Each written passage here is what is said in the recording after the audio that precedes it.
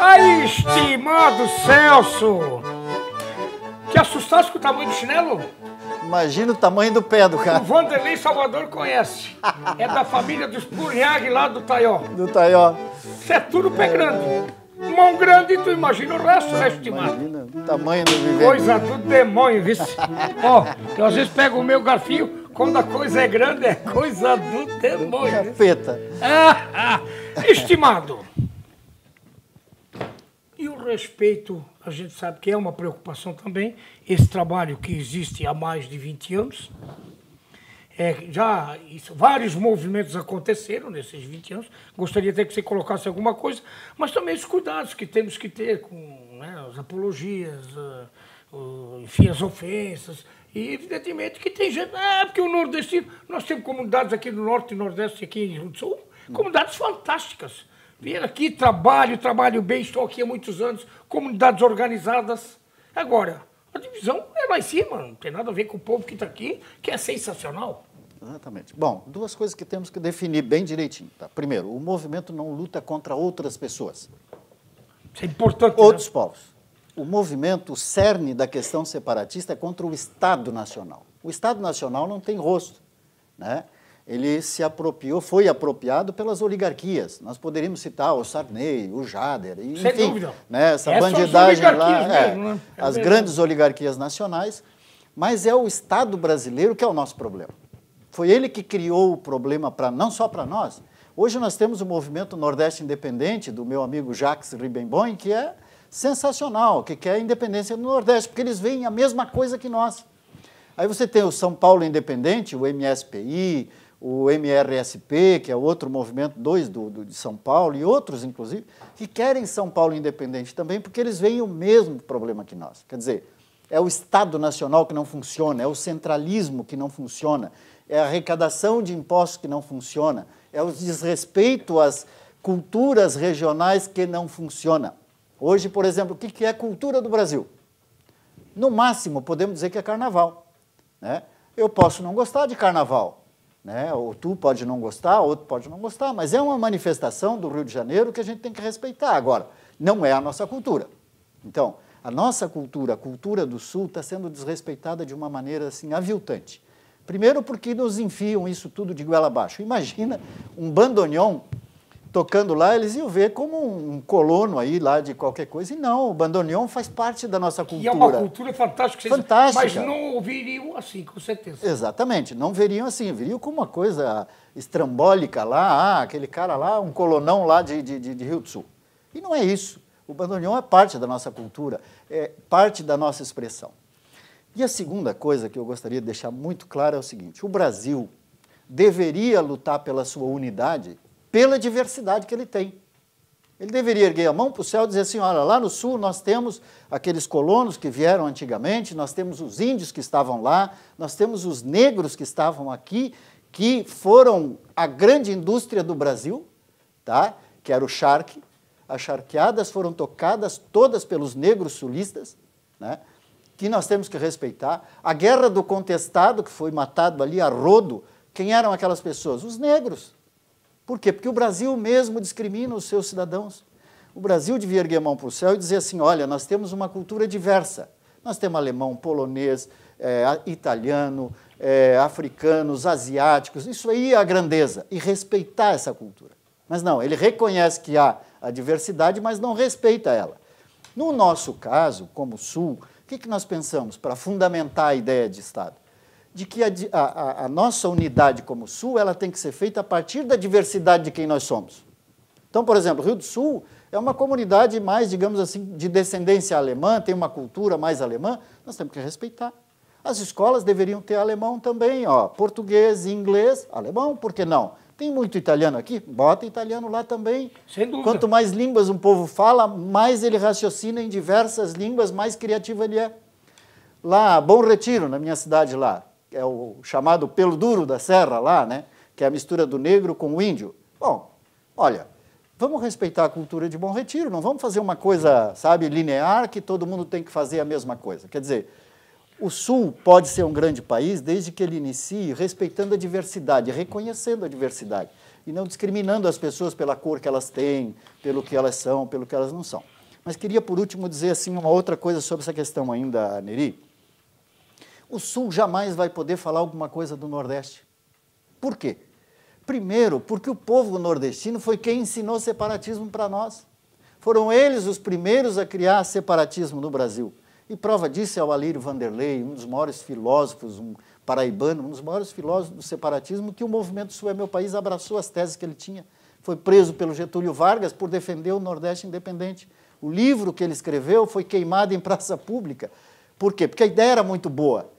Toda ideia boa arruma inimigos poderosos, que é o nosso caso, né?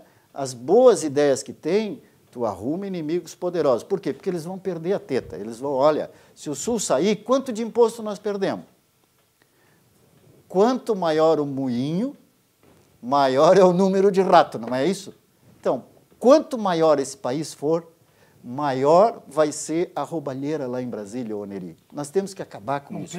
Transformar o Brasil em 5, 6 países pequenos, mais fáceis de ser administrados, que os cidadãos possam ter o Estado perto deles. Se o prefeito rouba, nós vamos ali na prefeitura, pegamos o cara no pescoço, porque o imposto está todo ali. É ele que vai pegar o imposto e mandar lá para cima. E ponto. Só o que é lá de cima. O resto fica aqui, para saúde, educação, etc, etc. Quer dizer, nós temos que mudar a ideia que nós temos de Estado. Não adianta nós ser um paizão desse tamanho e estar com a barriga vazia, pô. Estimado, você falou do negro. Como você vê o racismo? Que hoje, pelo menos no esporte, impera com uma coisa desenfreada que tem hora que dá nojo. Tem um amigo meu que diz assim, ele dá vontade de gomitar. Gomitar, é verdade. O racismo é uma imbecilidade, para começar. Tá? É uma imbecilidade. As pessoas que são racistas por causa de cor, tá? Isso não é só para negro, não, tá? Contra branco também, contra amarelo também. Toda forma de racismo é sacanagem. Bom, racismo não é só contra o negro. O racismo, ele parte da ideia de que o que está sendo racista é superior àquele, certo? E não é, Neri. Dá um tiro na cara de um branco, de um negro, de um amarelo, vê se não vai todo mundo para o inferno mais cedo. Vai, pô. Nós somos seres humanos, nós temos que se respeitar como seres humanos. Agora, existe gente que acha que pelo fato de ter nascido branco, tá, ele é melhor que qualquer outra pessoa. Isso é burrice. Primeira, né? É burrice. Segundo, eu acho que gente racista tem que ser denunciada. Tá? Nós temos leis claras no Brasil para denunciar esse tipo de coisa. Porque se nós não denunciar, nós estamos sendo coniventes. Quando alguém comete qualquer ato de racismo, você tem que ir lá e denunciar. Mas hoje ocorre muito isso, né? Hoje é denúncia em cima de denúncia. Sim. E também tem outra coisa, né? O denuncismo, ele pode... Tem dois lados. Veja só, um negro hoje, que vai procurar emprego, que vai buscar vencer na vida, ele vence. Ele vence. O que ele não pode também é ficar de braços cruzados esperando que o governo dê tudo para ele, porque ele tem uma cor diferente dos outros. Isso aí é sacanagem. É sacanagem, isso é politicagem em cima da cor. Faculdades, universidades? Esse negócio de cotas aí é uma sacanagem. Queira ou não, o governo pegou e institucionalizou o racismo. Aí fez uma média, vamos dizer assim. Um negro que está lá na faculdade, pelos méritos dele, pela luta que esse cara teve, que ele luta muito mais do que nós, brancos, porque nós somos privilegiados em muitas coisas. Esse cara está lá na faculdade com os méritos dele, aí os outros olham para ele, olha, esse negro está aqui porque o governo deu a vaga para ele. Isso é sacanagem. Isso é você institucionalizar o racismo. Sem dúvida. Tem uma frase que eu digo sempre, Neri, desde quando eu comecei no movimento, que é o seguinte: quando ainda existia a escravidão no Brasil, todo mundo ficava apavorado com a ideia de um negro ser gente. Né? Por isso que ninguém queria mudar a lei e acabar com o escravismo, porque negro não era gente. Quando foi um dia, todas essas porcarias caíram. E o negro veio e mostrou, olha, eu sou gente como você, cara, eu sou irmão teu como você, estou aqui para lutar como você. A Revolução Farroupilha, todas as nossas grandes revoluções do Sul estavam lá, não tinha diferença entre negros e brancos, estava todo mundo com a mão na espada lá, lutando por um ideal. Isso mostra o quê?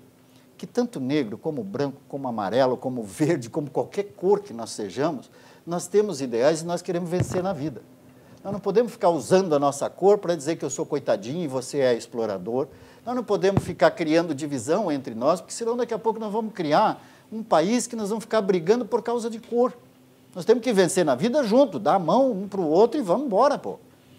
Hoje os empresários já estão vendo, não importa, cara. Importa se a pessoa é trabalhadora, importa se ela é uma pessoa de convicção, que ela sabe, uma pessoa que pensa, que quer evoluir, que quer crescer na empresa, que quer ser...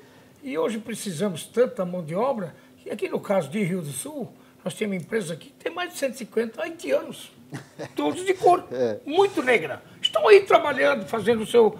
Enfim, estão aqui ordeiramente fazendo o seu trabalho, ganhando o seu din-din, mandando um dinheirinho para a família que já ficou. Hoje serve, porque precisamos da mão de obra. Sim. Lá em Brusque, por exemplo, nós temos quase 12% da população são baianos, em sua maioria negros. Estão lá, se tirar esses 12% para as nossas fábricas, tá? Para. Acredito. Agora, é um choque cultural muito grande, quero te dizer. E para isso nós temos que se preparar. A questão dos haitianos é uma situação muito séria, tá? Porque estão trazendo gente... O que vem junto, é isso? Exato. Não, e também, mas estão trazendo gente de uma cultura totalmente diferente da nossa, que nem falam a nossa língua e estão jogando aqui dentro. Certo? Esses haitianos, eles são laboriosos, é um dos povos que mais trabalha, que vem para cá para trabalhar mesmo. É como nós quando vamos para os Estados Unidos, nós vamos para lá limpar a privada. Vamos trabalhar. Vamos limpar a privada, mas nós vamos para lá e vamos ganhar o nosso dinheiro. Eles estão fazendo isso agora. Agora, o choque cultural é muito grande, e isso daí nós temos que tomar muito cuidado. Por quê?